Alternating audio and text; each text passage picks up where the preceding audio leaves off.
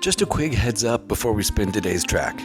This episode dives deep into the realities of Nazi concentration camps, including themes of suicide, starvation, and the Holocaust. It gets heavy, but it's entirely necessary to understand the sheer scale of the resistance we're talking about today. Take care of yourself while listening.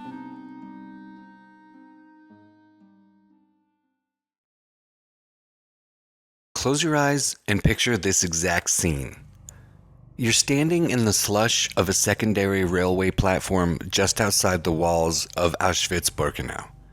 It's a bleak evening in the dead of winter, 1944.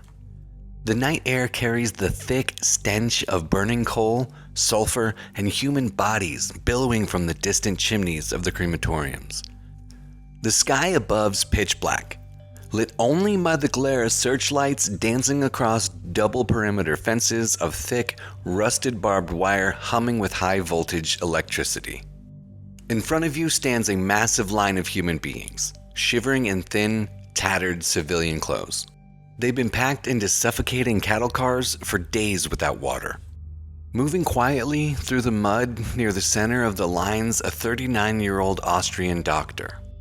He's got sharp eyes hidden behind thick, wire-rimmed glasses, and his calloused hands are shoved deep into his pockets of a worn overcoat. His name is Dr. Viktor Frankl.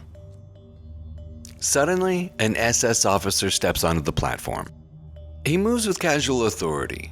Dressed in a spotless black uniform, his leather boots polished to a mirror shine despite the filth. With an indifferent look, he begins sorting the line, flicking his right index finger left to right, glancing at each person for a fraction of a second. Left meant gas chambers within the hour. Right meant being assigned to weeks or months of back-breaking slave labor. Frankl's pushed forward by a guard's rifle butt. The officer looks at his glasses, looks at his posture, and flicks his finger to the right. Instantly, Frankl's ushered into a processing room where the camp machine strips him of everything. His civilian clothes are torn off, his head shaved bare, his glasses are snatched away, and a hidden, handwritten manuscript containing his life's intellectual work, the culmination of his pre-war psychiatric discoveries, is ripped from the lining of his coat and thrown onto a burning pile of refuse. He's reduced to a number tattooed into his left forearm. Prisoner 119104. The Nazi regime destroyed his identity, his family, his career, and his health. They owned his body. They controlled the exact amount of watery broth he was allowed to eat, the freezing air he breathed, and the grueling hours he spent digging railway tracks in the frozen dirt. But as Frankl stood, shivering and naked in the disinfectant barracks, looking at the horror surrounding him, a realization ignited inside his brain. He realized the SS could control everything about his physical environment, but they couldn't touch the electrical impulses inside his skull. They couldn't force him to hate or give up his internal sovereignty. He realized the last of the human freedoms, the ultimate stand of human resistance, is the ability to choose your own attitude in any given set of circumstances. To the Nazi Empire, this man was expendable material to be worked to death in the snow. But inside his own mind, Viktor Frankl was launching a guerrilla war against his captors. He became an undercover saboteur of despair.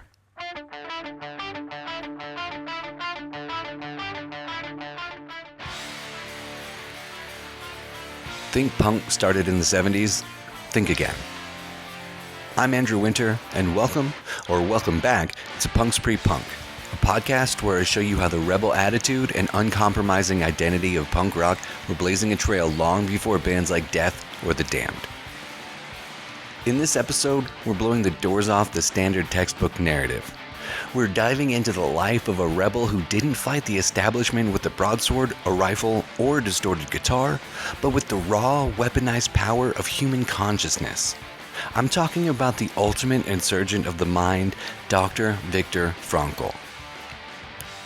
You're going to find out how a brilliant young psychiatrist from Vienna took the DIY punk rock ethos and applied it directly to the survival inside the darkest system of terror the world's ever seen. You're going to hear the intense, blow-by-blow account of how he organized a secret, underground psychological defense network inside a concentration camp to prevent suicide and sabotage the camp's ultimate goal, the destruction of the human spirit. We're also going to explore a lesser-known turning point in his captivity, a moment of supreme psychological crisis inside an isolation block where Frankl faced a profound ethical ultimatum. He was forced to choose between a high-stakes escape plot through the woods and staying behind with his dying patients, testing his inner sanctuary to the absolute edge. And finally, in our closing segment, we're going to break down what it might be like to sit down and hang out with the doctor himself on something like a casual Tuesday afternoon, drinking espresso in a smoke-filled Austrian cafe. Frankl was a guy who realized that when a system takes away everything you own, being free inside your own head's the ultimate act of rebellion. He didn't let the system break his spirit. He looked at the guards, smiled internally, and chose meaning over despair. Act 1. The Radical Doctor of Vienna. To understand how a highly educated, respectable Austrian intellectual transforms into a psychological saboteur, you've got to go and look at the world he was born into. Viktor Frankl was born in 1905 in Vienna, Austria, which at the time was the vibrant cultural and intellectual heart of Europe. From the time he was a teenager, Frankl was a radical thinker who refused to accept the status quo. He was incredibly precocious, writing complex letters to Sigmund Freud when he was just a high school student. By the time he was in medical school at the University of Vienna, he was deeply embedded into the cutting-edge intellectual circles of the city, studying neurology and psychiatry. But Frankl quickly ran into a major philosophical problem with the mainstream psychiatric establishment of his day. Sigmund Freud, the king of psychoanalysis, taught that human beings are driven entirely by the pleasure principle, the idea that we're basically just sophisticated, instinct-driven animals seeking pleasure and avoiding pain. To Freud, our choices are dictated by deep, subconscious animal drives. If you block those drives, neurosis follows. Then Alfred Adler came along and broke away from Freud. He financialized the human ego differently. He argued for the will to power, stating that human beings are driven primarily by a desire for social status, dominance, and overcoming feelings of inferiority. Adler believed our core motivation is to achieve superiority over our environment and others. Frankl looked at both of these theories and concluded that they reduced the human experience to mechanical reactions. He argued that the primary, foundational driving force in a human being isn't pleasure, and it's not power. It's what he called the will to meaning. He believed with every fiber of his being that humans are fundamentally meaning-seeking creatures. If a person can find a core purpose, a definitive why for their existence, they can endure almost any physical how. To prove this, Frankl looked at people who had all the pleasure and power in the world but still felt empty. He diagnosed this as the existential vacuum, a state of inner boredom and purposelessness that often led to depression, aggression, or addiction. It wasn't a lack of sex or status that broke people. It was a lack of clear reason to live. He realized that Freud and Adler were describing symptoms of an empty life, not the core of human nature. This wasn't just a comfortable theory for Frankl to debate over pastries in a warm university library. In the late 1920s and early 1930s, Vienna was hit by a massive economic depression and youth suicide rates were skyrocketing. Frankl didn't just sit back and write papers. He launched a DIY public health initiative, organizing free, confidential youth counseling centers across Vienna. He specifically targeted high-risk students during the stressful days they received their end-of-term school report cards. He even sat down with individual students who had failed their exams, mapping out plans for their future to show them that a single bad grade didn't erase their value. The results of this project were staggering. In 1931, the year Frankl's counseling centers were officially operational, the number of student suicides in Vienna dropped to absolute zero. He successfully figured out how to build a psychological armor around vulnerable young minds. He was a young doctor who looked at the invading force of despair and treated it like a hostile military occupation that could be fought and defeated. Act 2. The Iron Fist of the Anschluss. In March of 1938, Frankl's world was violently turned upside down. The Nazi regime marched across the border and annexed Austria in what was known as the Anschluss. Overnight, the cosmopolitan city of Vienna was transformed into a gray police state dominated by swastikas, Gestapo raincoats, and midnight arrests. Because Frankl was Jewish, his life and career were instantly criminalized by the Nuremberg laws. He was stripped of his license to treat Aryan patients and forced to close his private practice. He was ordered to wear a yellow Star of David stitched onto his clothing. But instead of fleeing the country immediately like many other wealthy intellectuals, Frankl made a conscious, incredibly brave choice to stay. He accepted a position as the head of neurology department at the Rothschild Hospital, the only remaining medical facility in Vienna still admitting Jewish patients. During this dark period, the Nazi regime was quietly executing a horrific euthanasia program called Action T4, designed to systematically murder disabled, elderly, and mentally ill individuals whom they deemed life unworthy of life. This program was the ideological testing ground for the mass exterminations that followed. Frankl actively risked his life by directly sabotaging this program. He used his medical authority to deliberately falsify complex psychiatric diagnoses for his patients. He wrote intricate medical reports that hid their mental illnesses or schizophrenia under benign symptoms like simple physical concussions, minor brain trauma, or basic high blood pressure. He knew that if the Gestapo discovered his falsified records, he would face immediate execution. Yet he kept using his medical pen as a weapon of direct underground sabotage to save hundreds of vulnerable people from being shipped off to state euthanasia centers. By 1941, Frankl's dangerous position was becoming completely untenable. But then a bureaucratic miracle happened. He was granted a highly coveted immigration visa by the United States Embassy in Vienna. He had a golden ticket out of this nightmare. He could fly to America, build a lucrative career, and be safe from the escalating violence. But when he went to visit his elderly parents' apartment to tell them the news, he noticed a heavy, jagged piece of marble sitting on the table. His father rescued it from the ruins of the Leopoldstädter Temple, the largest synagogue in Vienna, which Nazi stormtroopers had smashed to pieces during Kristallnacht. Frankl looked closely at the marble and saw that it was engraved with a single Hebrew letter representing one of the 10 Commandments. Honor thy father and thy mother, that thy days may be long upon this land. Frankl looked at his aging, fragile parents who were terrified of being deported alone into the unknown, and he made his decision that perfectly aligned with his core philosophy. He let his American visa expire. He chose to stay in the jaws of the beast to protect his mother and father. He married his young love, a brave nurse named Tilly, under a hasty chuppah, knowing that their time together was severely limited. In September of 1942, the heavy boot kicks finally came on the door. Frankl, his pregnant wife Tilly, his brother, and his elderly parents were arrested in a general roundup of Jewish citizens and loaded into the crowded wooden cattle cars. Their destination was Theresienstadt, a concentration camp in the plains of Czechoslovakia.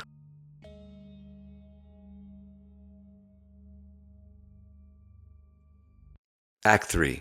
Undercover Psychiatrist of the Ghetto. Theresienstadt was a cynical propaganda camp, a model ghetto designed by the SS to show the International Red Cross how well they were treating captive Jews.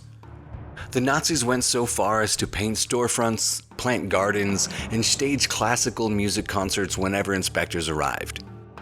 But behind the painted facades, The reality was a living hell defined by extreme overcrowding, typhus outbreaks, frost-locked quarters, and slow starvation. Frankl's father, Gabriel, quickly succumbed to the conditions, dying of malnutrition and pneumonia in a dark bunk while Frankl held his hand. But Frankl refused to surrender to self-pity or despair. He looked around the crowded wooden barracks and saw human beings losing their minds to shock and depression, which was exactly what the camp machine wanted. The system was designed to strip prisoners of every external marker of identity until they internalized the idea that they were subhuman. Frankl realized the camp was a sophisticated psychological weapon designed to systematically strip human beings of their dignity until they simply laid down and died. To counter this, he organized an undercover psychological defense network inside the ghetto. He teamed up with the fellow inmate, Dr. Regina Jonas, the first female rabbi in Germany, and organized a secret crisis intervention team. Whenever a new packed transport train arrived to the station, Frankl's operatives would quietly embed themselves with the panicked, traumatized incoming prisoners.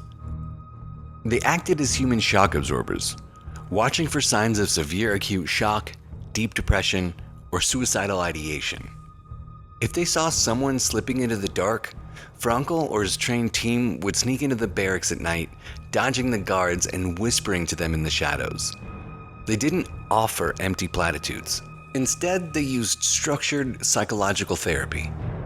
Frankl would ask them about their life's achievements, forcing them to realize that their past accomplishments were safely locked away in their memories where the Nazis couldn't touch them. He'd actively remind them of who they were before the wire, of the intellectual work that they still had to finish, of the children or loved ones waiting for them on the outside. He was running a clandestine mental guerrilla war, keeping people breathing through the sheer force of psychological shielding. But the Nazi machine kept grinding. In October of 1944, Frankl, his wife Tilly, and his aging mother were loaded back into the cattle cars and shipped directly to Auschwitz-Birkenau. This was the scene of the selection platform, where his mother was immediately routed to the left into the gas chambers. Frankl was stripped of his clothes, his shoes, and his life's manuscript, which Tilly had lovingly sewn into the lining of his coat before their arrest. Frankl was held at Auschwitz for only a few days before being transferred out on a slave labor transport to Karfring, and later Turkheim, both disease-ridden subsidiary camps of the Dachau network hidden deep in the forests of Bavaria. Here, there are no illusions of survival. The work was grueling manual destruction, digging deep anti-tank trenches in the sub-zero mud and carrying heavy cement bags until your spine splintered. Frankl himself was no longer a doctor. He was just a number digging in the snow. Act 4. The Sabotage of Despair. It was in the mud-soaked ditches of Kaufering that Frankl put his psychological theory to the test under the threat of death. He observed, with clinical precision, that the prisoners who would give up on meaning, the ones who couldn't project a future goal to look forward to, were always the first to die. He noticed a specific behavioral pattern. A prisoner would give up when they refused to get up in the morning to go to work, despite the threat of beatings. They'd lay in their own filth on the wooden slats, refuse to wash their faces, and smoke their last remaining cigarettes instead of trading them for a piece of bread or a bowl of watery soup. In the camp economy, cigarettes were currency. If a man smoked his own cigarettes, it meant that he had given up on tomorrow. Within 48 hours of smoking that cigarette, they had succumbed to typhus, starvation, or the guards' brutality. They'd surrendered their internal sovereignty, and the physical body just followed suit. Frankl realized that, to survive, he had to actively program his mind to reject the immediate reality of the camp. He developed a tool he called self-transcendence, the ability to focus on something outside of oneself, whether it was a loved one or a future task. Imagine him standing in a frozen trench at dawn, his feet swollen and bleeding inside broken leather shoes, a brutal capo screaming insults at him through the biting wind. To survive, Frankl would force his mind to violently leap forward into the future. He'd close his eyes and imagine himself standing in a warm, well-ventilated lecture hall in Vienna after the war. He visualized himself looking out at a fascinated crowd of students, giving a high-level psychiatric lecture titled The Psychology of the Concentration Camp. By treating his current torture as an external clinical case study, he separated his internal soul from his physical suffering. He became the scientific observer of his own pain, not just the victim. The mental distance allowed him to objectify the horror, rendering the immediate trauma powerless over his mind. And he didn't just keep the psychological weapon to himself. One evening, inside a pitch-black, frost-locked barracks packed with 80 typhus-ridden, starving prisoners, the camp electricity went out. The men were lying in the dark, crowded onto wooden slats, weeping, coughing, and slipping into collective communal despair.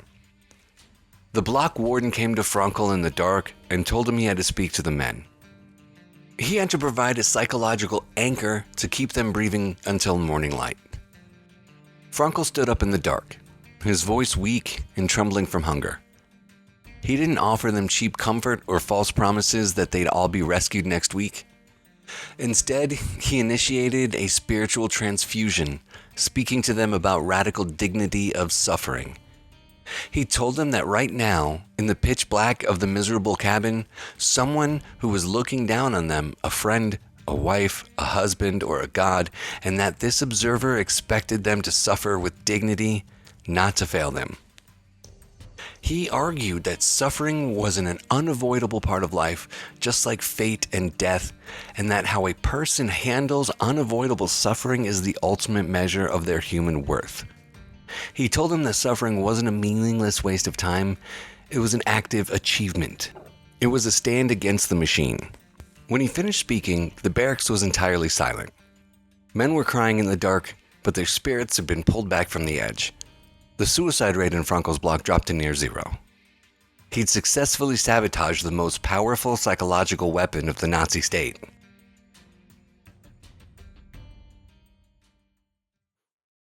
Act 5.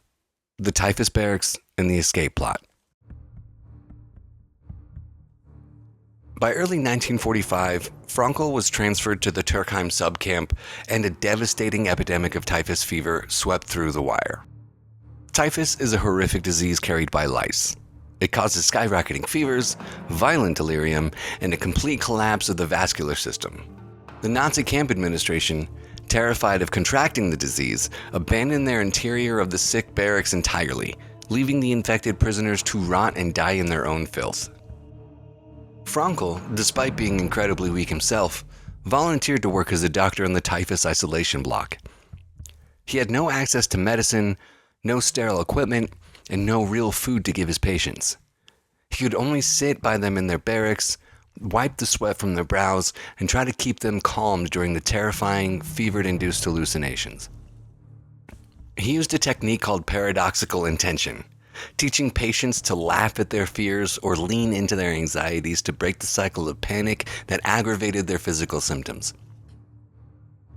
It was during this peak of horror that a young prisoner, a comrade of Frankl's who worked in the camp administration, crept into the typhus barracks in the dead of the night. He looked around nervously and whispered to Frankl that he'd organized a secret, airtight escape plot. He'd arranged for a local foreign laborer on the outside to provide them with civilian clothing and papers, and they'd found a gap in the fence. They were going to slip out into the dense Bavarian forest under the cover of darkness in the very next evening. Frankl was faced with an agonizing moral vertigo. If he stayed in the typhus barracks, his chances of survival were practically zero. He'd almost certainly contract the fever and die a miserable death in the pile of straw. If he escaped, he had a real chance at freedom, a chance to find his wife Tilly, and a chance to rewrite his stolen manuscript. The next evening arrived. The camp was shrouded in a heavy mist. Frankl met his friend in secret, his heart pounding against his ribs from raw nervousness. They had their makeshift civilian clothes ready, but before they made their move toward the wire, Frankl faced a solitary reckoning and decided he had to make one final round through the typhus barracks to check on his patients to say goodbye. He walked down the narrow, filthy aisle of the wooden bunks. He stopped at the bed of his favorite patient, a young compatriot who was burning up with a lethal fever. The young man looked up at Frankl with glassy, half-conscious eyes.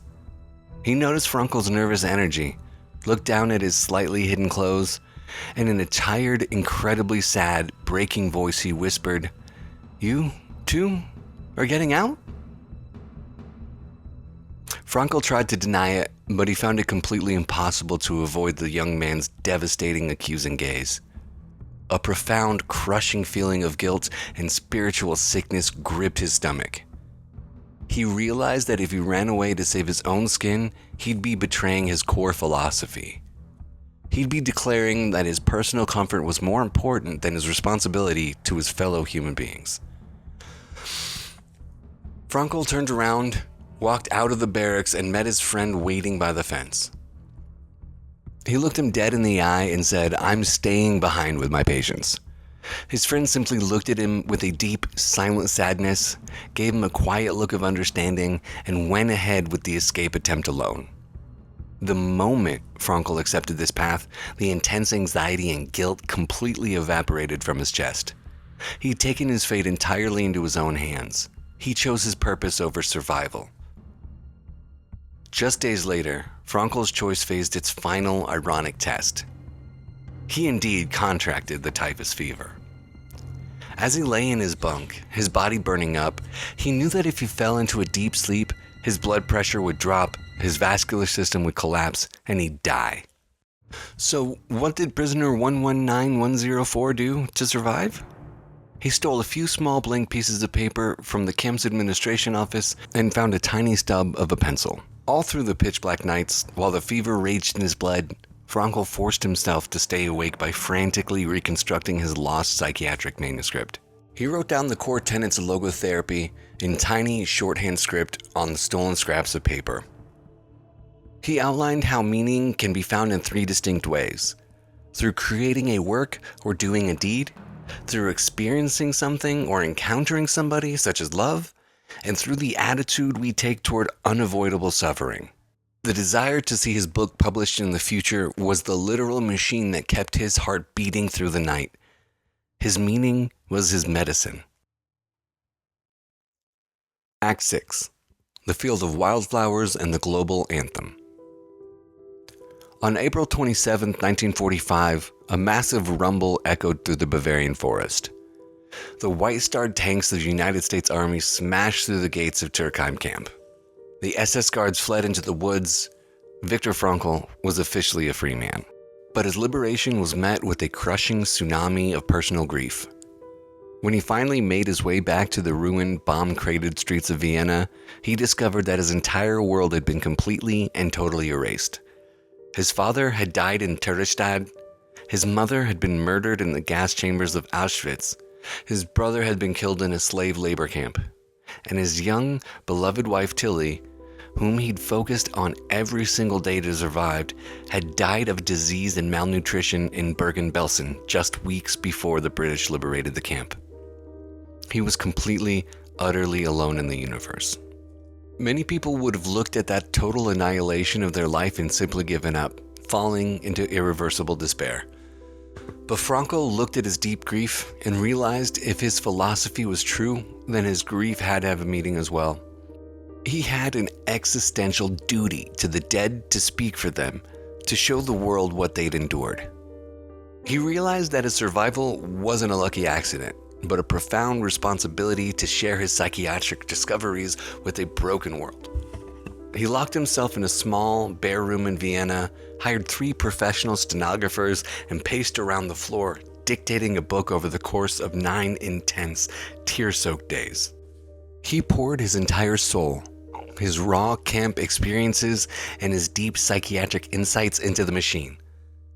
That book was originally titled A Psychologist Experiences the Concentration Camp, but we know it today by its English title, Man's Search for Meaning. It didn't become a massive hit because of a corporate marketing campaign. It spread like an underground DIY protest track. People passed it from hand to hand, from friend to friend, because it offered a raw, unfiltered, completely practical blueprint for how to find a reason to keep living when absolutely everything's been stripped away from you. The book would eventually be translated into dozens of languages, sell over 10 million copies worldwide, and be named by the Library of Congress as one of the most influential books ever written. Frankl spent the rest of his life running the neurology department at Vienna Polyclinic, traveling the globe, and teaching his new school of therapy known as logotherapy, the third Austrian school of psychotherapy, coming right after Freud's psychoanalysis and Adler's individual psychology. Logotherapy focuses on the future and on the meanings to be fulfilled by the patient in their upcoming life.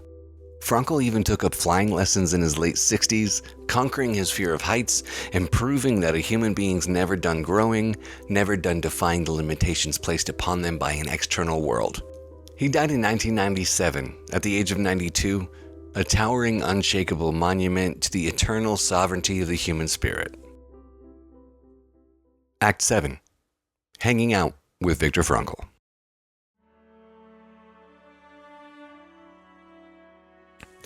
To wrap up this episode, let's look past the heavy clinical terms and harrowing history books and ask our favorite question. What might it be like to casually hang out with Dr. Viktor Frankl? I thought about this question for a long time and came to the conclusion that hanging out with Viktor would probably be the most intensely life-affirming, deep experiences you could ever have. Unlike John Brown, who'd terrify you with an intense moral judgment, hanging out with Viktor Frankl would feel like a massive psychological warm blanket, but with a serious edge. He was an Austrian intellectual through and through, so the hangout would definitely happen in a classic wood-paneled Vienna coffee house. They've got to be marbles on the tables, velvet booths, the smell of rich roasted espresso, and a massive plate of traditional Austrian pastries like streusel or apple strudel. Our good doctor absolutely loved sweet things.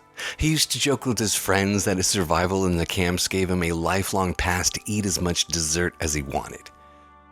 But don't expect a shallow conversation about sports, weather, or pop culture. Within 5 minutes of sitting down, Frankl's bound to look at you through those thick glasses, lean over his coffee cup, and ask you what you're truly passionate about in this world. He wouldn't judge you if you were struggling with anxiety. In fact, he'd listen to your existential dread with deep clinical empathy. He'd gently, firmly challenge you to look past your comfort zone. If you complained about your job or your relationships, he wouldn't tell you just to quit or avoid the pain. He'd ask you, what's this specific situation demanding of you? What's the hidden meaning inside this struggle? He also had a fantastic, dry, legendary Austrian sense of humor. He loved telling jokes and firmly believed that humor was one of the mind's ultimate weapons for self-preservation and defiance. He often noted that humor allows a person to detach from their surroundings, rising above a situation even if only for a few seconds. So, between deep, heavy discussions about the meaning of life and death, he'd be cracking jokes, laughing warmly, and making the whole room feel lighter. You'd walk away from a coffee date with Viktor Frankl feeling entirely understood, incredibly grounded, and completely stripped away of any excuses for not living your life to the absolute fullest. You'd leave the coffee house standing a little bit taller, looking at your own daily struggles not as a curse, but as a direct challenge to be answered with dignity. If Viktor Frankl's psychological warfare resonated with you and you want to explore his life and ideas further, there are a few brilliant places to start. First, check out his landmark book Man's Search for Meaning. Specifically, the young adult edition if you want a version that includes great archival photographs, camp maps, and a detailed time-lapse of his life. For a deeper look at the therapy he created, pick up his follow-up work, The Will to Meaning. If you prefer a visual deep dive, look for the documentary Victor and I, which was directed by his own grandson, Alexander Vesely, and features intimate interviews with the people who actually knew, worked with, and loved the doctor behind the text. To get a sense of how his framework is taught visually, you can watch an animated summary of Man's Search for Meaning on YouTube. A link will be in the bio.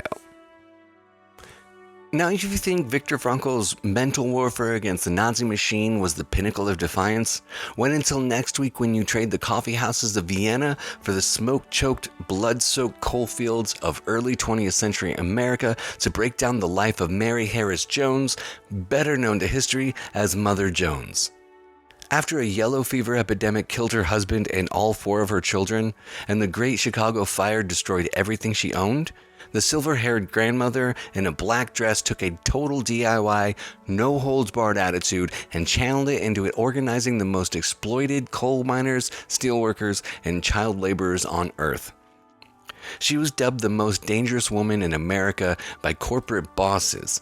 She marched armies of miners' wives armed with brooms, organized a brilliant children's crusade march to the doorstep of President Theodore Roosevelt, and struck an absolute terror into the multi-million-dollar corporations because she couldn't be bought, bullied, or silenced. She lived by a brutal ethos that echoes the very core of punk rock. Pray for the dead and fight like hell for the living. You are not going to want to miss this. So thank you again for listening to Punk's Pre-Punk.